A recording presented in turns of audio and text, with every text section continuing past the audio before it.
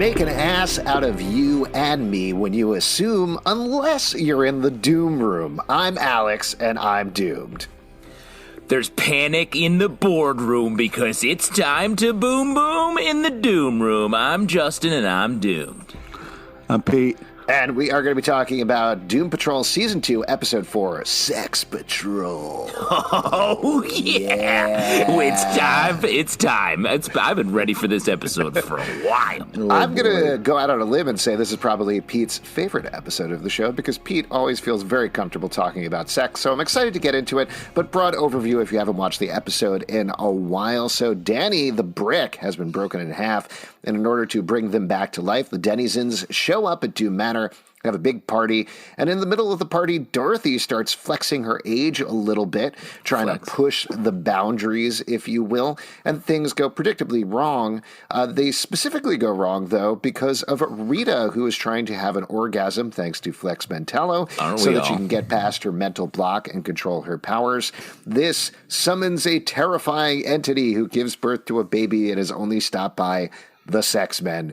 So lots of stuff going on here. And in the middle of all of it, Jane is, of course, wrestling with her identity problems. Cliff is coming to a little bit of a detente with Niles after everything that's gone on. And Cyborg's back. So there you go. Also, Lots Larry going is there. on. So lots Larry of stuff going on. Yeah, go ahead, Justin. And he's not super sexually charged in this episode. But, I mean, I think what it all comes down to is this is what happens when you don't do your bedtime. You don't honor your bedtime. Oh, do your bedtime. Yes. Yeah, okay. you Do your bedtime and honor your bedtime are two different things, and both happen in this episode. So there you go. Where do babies come from? Well, it's when you do your bedtime. Oh, boy. I did really love the artifice here of 2 hours to bedtime, 1 hour to bedtime, way past bedtime. Yeah. Very fun title cards throughout. It was just a really nice framing device. It is fun. Very sort of.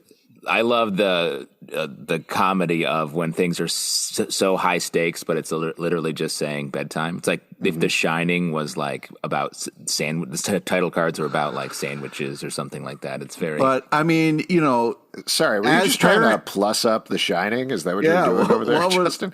Classic movie. You think you could do better than Kubrick? Well, I'm just saying The Shining has title cards in a similar fashion that pop up, giving us. And you think you could do them better? Is what you're saying, what I'm getting from you. Any other Stanley Kubrick classics you want to plus up while you're at it? Huh? All I'm saying is that 2001: A Space Odyssey, we get it. And when you put the action at the center of the frame, it feels a little spooky. We get a slow dolly move in. It's sort of scary. Would you prefer to change HAL 9000 for a sandwich? That seems to be the thing that you like a lot. Star Wipes is the move. It is in space, so fair point. Pete, you were saying, or go ahead, Justin. Or no, one last thing, Pete. You were a sex man for a while, right? Oh, you were on the team. Nope. What were you going to say, Pete? Go ahead before you get caught in this particular quagmire. Yeah, I mean, there was a lot of things I wanted to jump in about there, but I do think bedtime is epic. As parents, you finally get some time to yourself. When they finally go down a little bit, or maybe it's time you go to bed yourselves. But still, I loved how epic bedtime is, and I think it was a fun way to portray its epicness in this episode. I like that you threw out there sort of that sometimes parents put kids to bed and sometimes kids put parents to bed. That's right. In my house, I've we go seen to them bed both first. happen. Yeah. I got to be honest. We I know you're about to joke about it, Justin, but honestly, this happens sometimes now because my eldest is 12, and sometimes I'm just wiped out. I got to wake up early on a Wednesday morning to watch my Star Wars show, so I'm very tired by the end of the day, all tuckered out. Oh, boy. Yeah. And my kid comes in, gives me a kiss on the head, says, "Good night, Daddy," and turns off the light. And then she goes and pours a scotch and says, "God, these parents." It's hard being a 12-year-old smoking a stogie. Yeah, the sex. Pete, what'd you think about sex? You like sex? I am honestly curious because this is, again, not being glib or anything like that. I know you generally are like, ugh, I don't like stuff like this. You tend to call it creepy, but I know you really like Doom Patrol, and obviously this is a more satirical take on it. It's not, other than the ghosts, actual sex happening the most of the time. So what'd you think? How did this episode strike you? You do, on the other hand, really like Ghostbusters, so there is that. Yeah, this a lot is of sex weird, there. This, I thought this was funny. I thought it was done really well. I got a little worried when the baby thing started to happen, but I thought that was resolved really hilariously. And, so yeah, I overall thought this was a blast. I thought it was really fun. All right, glad to hear that. Yeah. I just think this episode does such a good job of being sexy, of like creating sexual tension between the characters, but also we as the viewer, it's like, whoa, there's all this sex in the air. Where's it going to go? Mm-hmm. And then, but still be a Doom Patrol episode that is full of like super funny, weird characters. The villain like comes out of nowhere and vanishes immediately. Like, it's just great. The show is so smart, and this is one of my favorite episodes just from a pure creative standpoint. And it was fun. Even Cliff, the villain of the series, was he's loosening up, and he is. You see him just with a little help of ecstasy. Yeah, oh my God, finally lets his anger go for even just a little bit. Well, if we take it back to the beginning of the episode, it's such a fun moment to kind of like, even at the title card, they put Sex Pistols in the back, just a little foreshadowing to let you know what's going down. It's fun. Yes, we do start off in London, 1978. Pete, I know you've been having some issues with the timeline since this is all over the place. Time does not matter on the show. Well, everybody can live matters way very past specifically. 100. It doesn't matter. Well, what did you think about this? This is more in your timeline, right? Yeah. Yeah, 1978 England. Yeah, definitely right in my sweet spot there, bro. Yeah. Born on the streets of England, that's a little ragamuffin just trying to get his porridge. Now, the big thing that we get set up here at the end that pays off towards the end is Niles very specifically tells Dorothy not to wish, never to wish. Yeah. And throughout the episode, what is it called actually? What's his name? The Candlemaker. Candlemaker. I want to call him Candle Monster, but it's Candlemaker. That's right. Both keeps apply. pushing her to disobey her bedtime, to kill Danny, I think. Oh, man, that got dark. Yeah. I got real worried about that. But stab a brick with a knife? Is that going to do the job? I mean, yeah, I don't know. Have you ever tried? Yeah. Well, I have a lot of like brick enemies, and I've been trying to find a way to beat them. Yeah. Ever since that brick house incident, right? Yeah. It was a brick shit house, and I did the wrong thing. Oh, boy.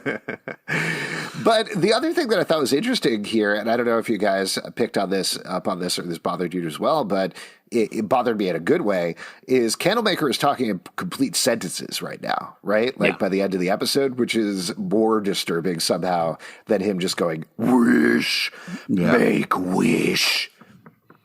That got real Pete, scary there. Stop make it. wish, Please Pete. Stop. Don't go bedtime, Pete. But what was weird was like at the end, Candlemaker finally had enough. Like she was finally ready to listen to Candlemaker at the end, and he was like, "Now go talk to your friends." I think he's playing hard to get. He's playing hard to wish. He's just being a little bit tricky. Like I don't know. Have you ever met a Candlemaker? They are sneaky people. I'm much more of a butcher baker guy. Nice. I always went with the king. Really? Yeah. Weird. Wait, is that the same thing? They all go to the king?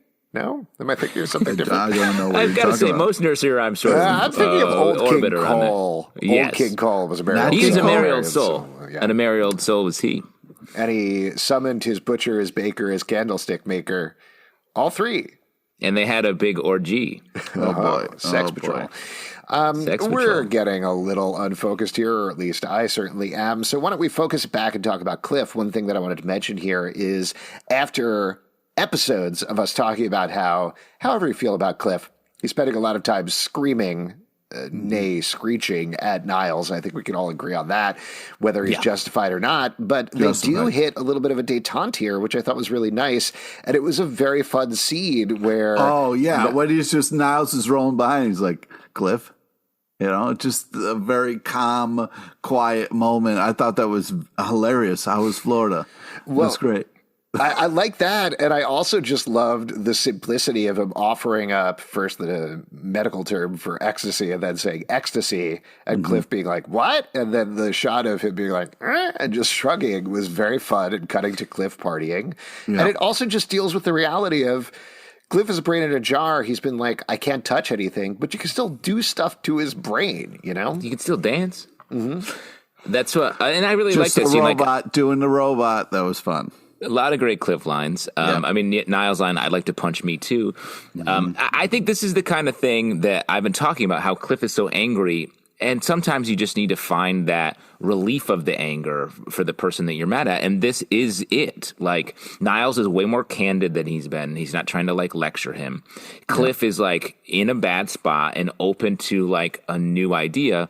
And Niles gives it to him. And so it's, like, one step in the right direction, which I thought was cool. And while we're talking about Cliff, like, I feel like one big thing about this episode is all these characters are very, like, nice. They're very kind at the end of the day, including Cliff. And I just think all the anger has sort of clouded over that or paved over that. And that's why he feels so out of place in the show right now. And hopefully this is a step in the direction where we can get back to sort of that soft heart in the dancing robot body. I think it's a turning point, and I think we get to see it. It's a turning point where he's trying to bond with Jane, or I guess it's Miranda / Hammerhead / whoever is particularly in charge at any given time. Scarlet Harlot.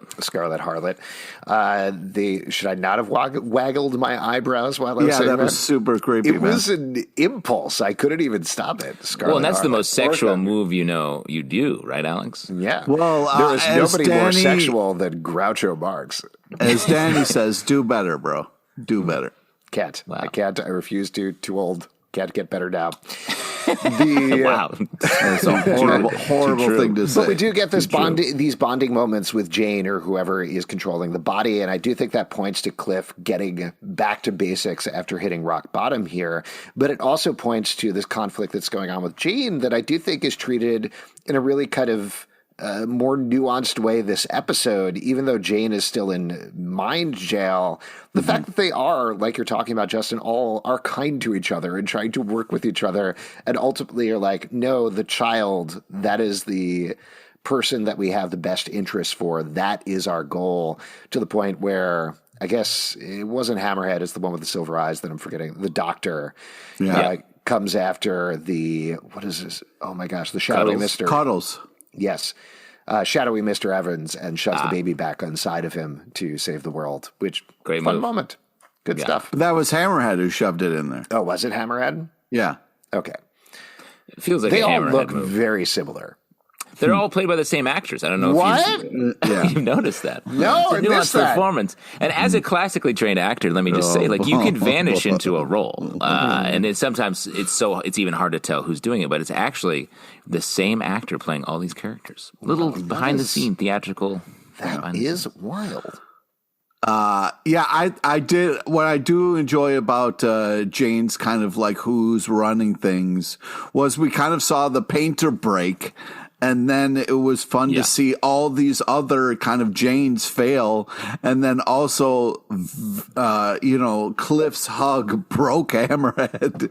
And she's like, I don't want to deal with this hugging robot. Fine, Jane, you can, have it. I thought that was such a kind of fun way to kind of go through that. It's just, it's really important. What I like about this show is everybody kind of takes a turn being really important to saving the day. Like if there wasn't a Hammerhead to kind of shove that baby back up inside to save the day, you know what I mean? Like this whole thing would have been for nothing. So, I really like how we kind of take turns shining how important each character is. Speaking of which, you want to move over and talk about Rita and Flex Mentallo, because I thought that was a great storyline, and they have such good chemistry in this episode. Very fun. love this ship. Do you, Pete, or is this a good one for you? Yeah, this ship works. You a Fleeta? But as we remember, Flex already has the love of his life. You know what I mean? So yes, but this can't happen. She got dusted. She got dusted. Oh, come on, man! Give him some time. Give him some time to get past I think he's that. had some time. He's been rocking around the world with the Dannyzens. He's ready to go. He's ready to flex. Mentallo. I ship it. I think they're very cute together. I think he clearly likes her, and she seems to like him, even though she's kind of literally using him for sex at this point. But the whole setup there of keep your nose on the dot so that he doesn't watch her, and then later on his nose is attached to the dot and he can't get it off. That's very fun. But it, as usual with the show, even though it starts with this very funny, very silly setup, it leads towards something much bigger and much more emotional for Rita in terms of her past, in terms of how her mother treated her, which ultimately comes back when she treats Dorothy the same way and says, "Darling, please, you have other talents." Oh, that was awful, Rita. Awful moment for you. Just, you know what I mean? Like, don't just, as you're falling asleep, say the worst thing you can to a child. I mean, Jesus. Well, but like, I mean, that's Rita's the line that scarred her, and then she's going to kind of like pass on this albatross. I mean, come on. Well, that's what, I mean, people do. That's a true thing. And Rita, I think, is a good person, but she's dealing with all of her stuff in this episode and sort of gets emotionally opened up over the course of it and isn't really in control of everything. Yeah. So that was a bummer, but like, I see why it happened. It's definitely, like you're saying, it's very true. I mean, as more seriously than earlier, as a parent, it is one of my number one fears that I will accidentally say something like that. Because let's be honest, not everybody is talented at everything. And as a parent, though, you want to encourage your kids in whatever direction they want to go in because they're unformed at this point. You know, maybe something that they're not so good at yet, they'll practice a lot and get really good at it. But and I think we as parents don't want to repeat the mistakes of our past, like getting our children to do something embarrassing, like going to podcasting. Don't do that to your kid. Don't do it. I'm trying not to do that. Come on, I hide the microphones. I record in a hidden closet. Like it's my secret. It's my secret. It's my albatross, Pete. Like you said. Oh man, they asked me if there's any kid. money in this. I said no, and they're like, No. good to know. Yeah. Don't do it, kid. Don't do it. You can do anything. Don't do it. Yeah, don't talk for a living. Oh God. But just to talk about Flex for a second, like I love Flex is such a great character and great chemistry with Rita. Like he shows up, starts flexing, does a little flex sway on the place to set up the party. He's getting some muffins to appear on the tray, like peck muffins. Cupcakes. I'm assuming They were cupcakes. Okay. Really? Wow. Very adamant about that. Well, I mean, there's a big difference between a muffin and a cupcake. That's a completely different kind of party. Just the frosting? Their insides are completely different. I mean, what are you coming at me for, dude? Cupcakes and muffins are nothing alike, bro. Same thing, basically. Same shape. Oh, my God. That's insane. That is an insane thing to say. No, wait, for your birthday party, I'm getting you a dozen blueberry muffins. That's not what you want?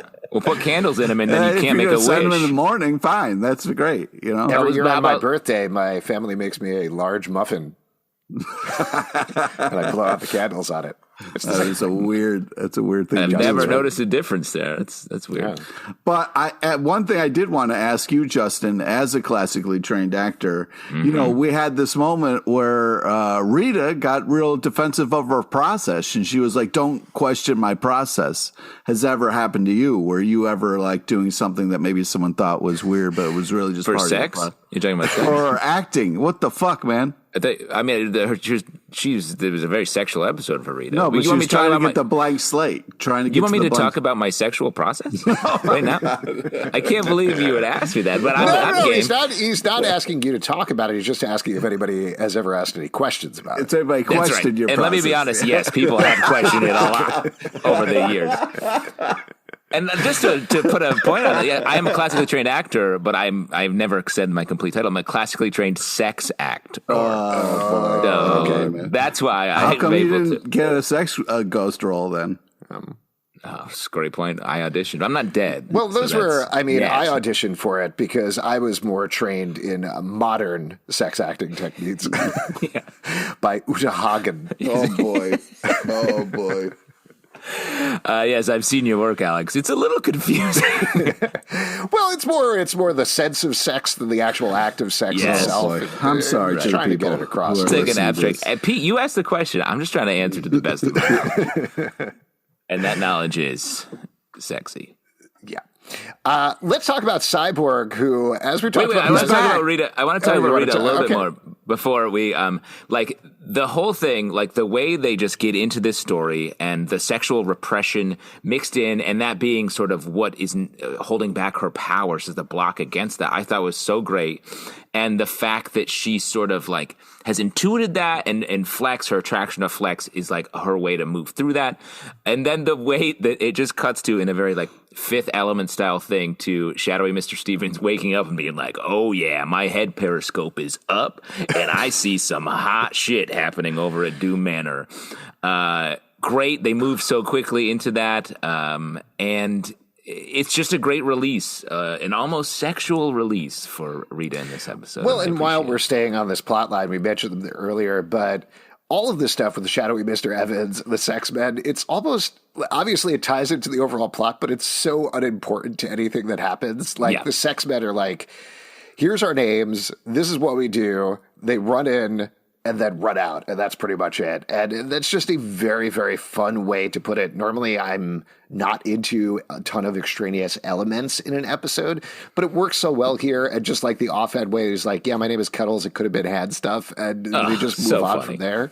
Also, so much fun. I love how Niles knows who they are. You know what I mean? Everybody's like, what is going on? Niles is like, oh, don't worry, guys. It's the sex men. I've tangled with you many a time in my exploits. Just in a lot of fun there. The great saxophone hits every time there's they're there. They're the first time we see them, they're talking about a worldwide sextinction.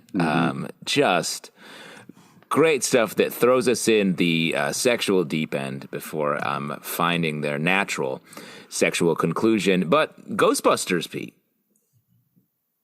Yeah, huge fan of Ghostbusters. This is a really weird take on it. Yeah, I mean, the sex ghosts were hysterical. I mean, I guess they didn't have the effects to kind of. I wanted to see them shoot their laser guns a little bit and capture a ghost, but we didn't get to see it. So what are you gonna do? Well, they were probably trying to, withhold. They want to wait till the end to really like let it loose, Mm-hmm.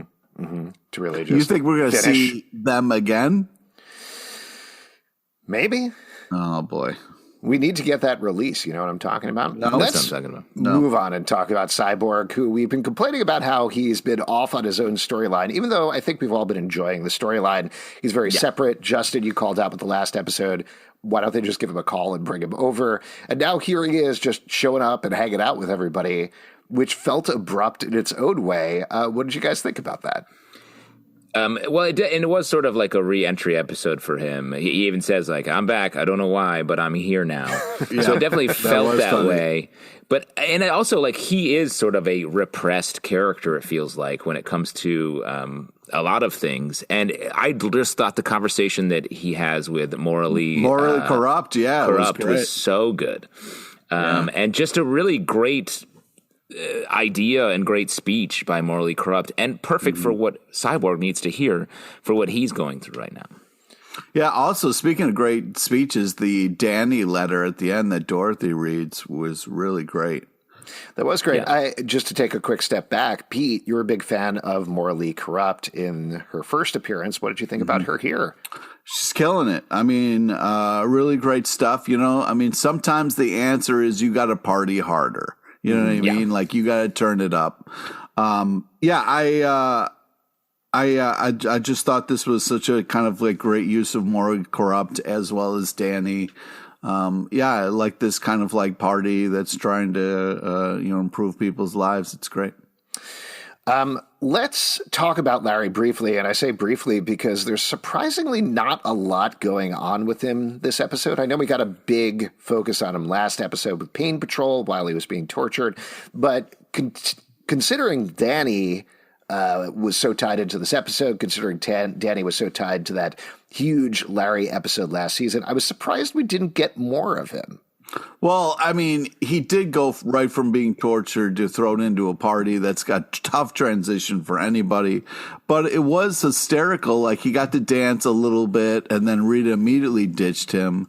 And, you know, he kind of was feeling awkward. And then that guy came up to him and it's like, cool bandages. It's like, yeah, if I take them off, everybody dies. Like, hilarious. Just really funny, awkward kind of first date interaction stuff. I thought that was really funny. Unfortunately, LT kind of mopes for the rest of the episode, kind of mopes it around, but it's understandable. You know what I mean? Like, not everybody can be living their best life. You know what I mean? Well, I think for two reasons. Yes, sex is difficult for him because of the whole irradiated, deadly body side of it. Right. But B, it's also difficult for him emotionally because of what happened in his life, how he was closeted his whole life and had his secret relationship that he ultimately pushed away because of what he was going through and feeling. So, like, it makes sense to me that he is, like, just not emotionally available to be a part of it. Like, he dances for a second and is like, oh boy, like, he literally sighs. He's the guy at the orgy in the back who's just not there for it, you know? Pete, you know what I'm talking about. Yeah, I'm the guy in the back. We've all been there. Yeah, I'm holding hors d'oeuvres, you know, just like asking. Oh, you're working at the orgy. Yeah, you're serving. yeah, I hope you're not like serving anything on toothpicks because that's like bad orgy energy. You want to That's do bad like mushroom orgy caps. etiquette. Yeah, I got Gatorade and hors d'oeuvres. Gatorade. Well, you got to keep going. Whoever orgasms first, you dump a bucket of Gatorade on it. That's right. Yeah. All right, everybody, go home. He's the champion. Good work. Yeah. Orgies are a speed contest, as far as I know. Is that? I hope so. Because I've won a lot of orgies over the years. Oh, terrible segue, but let's turn over and talk about Dorothy, who is such a big part of this episode. I love the focus on her here. I thought the development of the character, who did she murder? Danny. No. She's a brick dropper. It's okay. Yeah. Danny's fine. I think we got kind of the real reveal in this episode that maybe she wanted to drop the brick because she didn't want to go back to prison, and that's why she's got that shiv. She's not going back. I mean, I agree she doesn't want to go back, but that's more of an issue between her and Niles, and Danny's the one who's going to bat for her and saying, hey, you can't do this to her again. I know it's an easy answer for you, but you need to be better. I'm going to be better. That's why I'm a friggin' wheel. Woo! Well, what do you think is going on there with Danny the Wheel? All right, so do you think they disappeared to, like, Wheelville, or, like, where did they go to? You know what I mean? You're talking like about trailer park, like maybe it's some Wheelsburg. Wheelsburg. Wheelsburg, yeah. That makes sense. Okay. No, I think Danny's going to become a sweet car. I think Pete, you should be very excited about that because Danny wants to move. Danny's been in the how street. can he keep all those people in the car? You know what I mean? How can he keep all those people in the street? He's going to be Danny the car. He's going to drive on the street. He's changing it up. He's taking the other side. Wow. You know what I mean? Crazy. This is exciting. I should say they're taking the other side. Yes. Moving back to Dorothy, though, I think one of the big things we got in this episode was addressing her age and her mental age, physical age, actual age. And I thought that this was a really interesting exploration of this because it is a little difficult as a viewer to get a handle on the fact that mentally she's like 10 or 11 years old, but physically she is over 100 years old. Right. But either way, you don't want to be the person walking around the party sipping other people's drinks. You know what I mean? Like, that's not a good look. You know what I mean? Not until the end of the night. Right. Exactly. Then you can have whatever you want. I'm saying it doesn't matter what time it is. That's not a good look. You shouldn't do that, man. No, you just take out the cigrottes and finish it all up and clean up the party. Oh, that's an ashtray. You're drinking an ashtray. Oh, geez, no wonder it's so dry. Any other moments from the episodes that you want to call out before we start to wrap up here? While we're talking about Dorothy, great rendition of Pure Imagination from she gets a solo, like a little piano solo here. It was hard to stay mad at her during that, but I managed. It's weird that you're able to hold on to that anger. Cliff, the official Cliff of the podcast. Just a couple great lines and moments. I loved it, and then cutting to the bedtime title card. Very fun. With great musculature comes great responsibility. Perhaps, finally, great to hear that phrase that's been so long. Yeah. Cliff's line, you have just embarrassed me in front of the sex men. Yeah. Right. I also think Cliff's line of, I know that guy. They're talking about the sex demon, and he's like, Cliff's like, I know that guy. I danced with him. Oh, wait. So funny. Like, oh, my God. They're not going to come help clean the house when the Dannyzens vanish into the wheel. Super fun. Rita's G-spot almost ended the world. Also nobody wants to talk about that. Yeah. I also thought, this is a little thing, but the whole thing with the disco ball at the beginning was very fun and sweet as well. Beautiful. Both Rita tried to use her powers and then the Dannyzens saying, did it work? And she's like, yep, worked perfectly. Yes, it's over. That was good. And then the moment with making Dorothy float in the air as well, with Flex using his powers, was really sweet. Flex is just a great character. Really like that guy a lot. Add him to the team. Yeah. One more thing about Cyborg, I mentioned like last time, why don't they call him? Mm-hmm. And then here he's like, great, did I get any text message? I was like, he should buzz when he gets a text. Make his his just nipple buzz or something. Yeah. Just one little bit, just a little tingle in the nip. He's like, oops, someone's texting me. That's what I want. That's how I know somebody's texting me. Exactly. My internal body. You hear a little ringing in your ear and it's like, someone's talking about me. Mm-hmm. When a little bang bang in your nipple and you're like, someone's texting me. Little bang bang in your nipple. Before we wrap up here, who was most doomed this episode? Pete? Who was most doomed? Dorothy, no question. But also the fact that nobody cared about her bedtime by the end of it was just a little sad and hurt inside.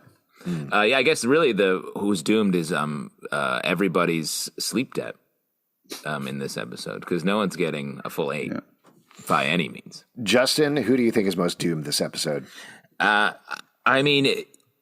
got to go with Larry in this episode. He is the only one who doesn't get doesn't party.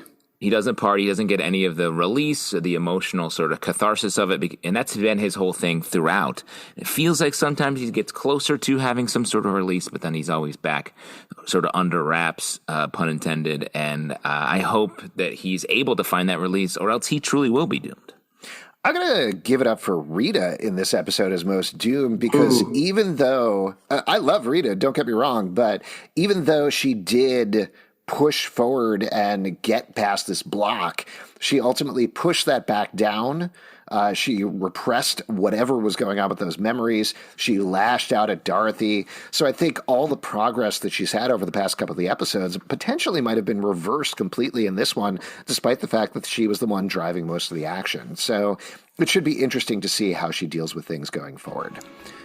And if you would like to support this podcast, patreon.com/Comic Book Club. Also, we do a live show every Tuesday night at 7 p.m. to Crowdcast and YouTube. Come hang out. We would love to chat with you about Doom Patrol, iTunes, Android, Spotify, Stitcher, or the app of your choice to subscribe, listen, and follow the show at Comic Book Live on Twitter, comicbookclublive.com for this podcast and many more. And now, as always, we're going to end with a piece of advice from Pete LePage. Hey, sometimes things go too far and you can't shove that baby back in, all right? Shove that baby back in.